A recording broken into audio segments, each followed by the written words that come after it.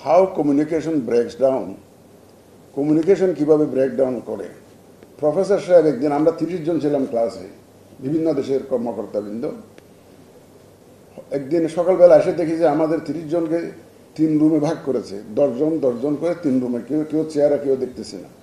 Professor সাহেব এসে একটা কাগজ দিলেন, ছোট্ট একটা প্যারাগ্রাফ দিলেন। ওইখানে লেখা আছে একটা দুর্ঘটনা, গাড়ি দুর্ঘটনা, যে সামনের থেকে একটা লাল গাড়ি আসতেছিল কার, আর এদিক থেকে একটা কালো গাড়ি যাচ্ছিল। দুই গাড়িতেই প্যাসেঞ্জার ছিল 2 জন করে। হঠাৎ হেড অন কলিশন হলো, দুইটা গাড়ির মধ্যে সংঘর্ষ হলো। লাল গাড়ির প্যাসেঞ্জারদের 2 পা ভেঙে গেল, কালো গাড়ির প্যাসেঞ্জারদের 2 হাত ভেঙে গেল। এরকম একটা প্যারা লিখে দিলেন, উনি আমাদেরকে দিলেন। আমরা পড়লাম এটা। পড়ার পরে একজনকে বললেন, প্রবাবলি আমি বলেছিলাম এটা, বলে ঘটনাটা প্লিজ এক্সপ্লেইন, ডেসক্রাইব, যে আমি এখানে কী লিখেছি। তো আমি বললাম যে এরকম 2টা গাড়ি আসতেছিল, সামনাসামনি কলিশন হয়েছে, লাল গাড়ির প্যাসেঞ্জারের পা ভেঙে গেছে, কালো গাড়ির প্যাসেঞ্জারের হাত ভেঙে গেছে। লাল গাড়িটা আসতেছিল সামনে দিয়ে, আর কালো গাড়িটা যাচ্ছিল এদিক দিয়ে। আমি তো প্রথম বুঝি না, আমি বলেছি। তো বলে যে তুমি একজনকে, তখন ক্লাস থেকে একজনকে ডেকে নিল, বলে তুমি আমার সাথে আসো। পরের রুমে নিয়ে গেল। পরের রুমে নিয়ে বলে যে প্লিজ এক্সপ্লেইন, তোমাদের রুমে আমি কি বলে, উনি কি বলেছিল এটা এক্সপ্লেইন করেন, কি কাগজটা দিয়েছেন এক্সপ্লেইন করেন। উনি একটা এক্সপ্লেইন করলেন। তারপর 3 নম্বর রুমে নিয়ে গেল, ওখান থেকে আরেকজনকে নিয়ে যাওয়ার পরে 3 নম্বর রুমে এক্সপ্লেইন করলো ঘটনাটা কি হয়েছে। পরে ওই 3rd রুম থেকে একজনকে এনে আমাদের রুমে নিয়ে আসলো, বলে প্লিজ এক্সপ্লেইন হোয়াট হ্যাপেন। দেখা যাচ্ছে যে কালো গাড়ি একদিকে চলে গেছে, লাল গাড়ি আরেক দিকে চলে গেছে।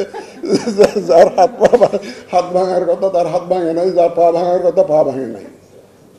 That's how communication ব্রেকস down. এই বিপদ সম্বন্ধে আপনাদেরকে সতর্ক থাকতে হবে। কারণ আপনারা যে মেসেজটা ক্যারি করতে করতে যে একদম ডাউন দ্য লাইন নিয়ে যাবেন, একদম পুলিং অফিসার পর্যন্ত নিয়ে যাবেন, এখানে যদি কমিউনিকেশন যদি ব্রেকডাউন হয়, ইফ দি কমিউনিকেশন ব্রেকস ডাউন, তাহলে এভরিথিং উইল গো রং। এই জন্য মনোযোগ দিয়ে শুনতে হবে, নোট নিতে হবে।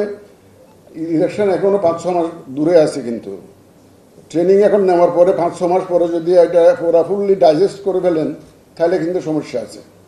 সুতরাং ট্রেনিংয়ের যা শিখবেন, নোট নেবেন, এবং এবং কারেক্টলি যাতে ডিসিমিনেট করতে পারেন, কমিউনিকেশন যাতে ব্রেকডাউন না হবে, এইটা কিন্তু আপনাদেরকে মনে রাখতে হবে। আর our bottom line is, I tell you, our bottom line is, এই কমিশনের বটম লাইন হচ্ছে প্রফেশনালিজম অ্যান্ড নিউট্রালিটি। এইটা আপনারা এমফাসাইজ করবেন, যে প্রফেশনালিজম অ্যান্ড নিউট্রালিটি যাতে ইনশিওর হয়, এইটা আপনারা এমফাসাইজ করবেন। আর আমি ব্যক্তিগতভাবে বিশ্বাস করি, the education and the training which cannot hit at the morality of the participants, নৈতিকতাকে যেটা এফেক্ট করতে পারে না, সেটা এডুকেশনও না, ট্রেনিংও না। সুতরাং আপনাদের প্রত্যেকটা ট্রেনিং সেশনে এই নৈতিকতার বিষয়টি একটু বর্ণনা করে রাখবেন। এখানে না, সিলেবাসে না থাকলেও নিজের থেকে হলেও অন্তত বলবেন, যাতে নৈতিকতার মানটা যাতে ঠিক থাকে।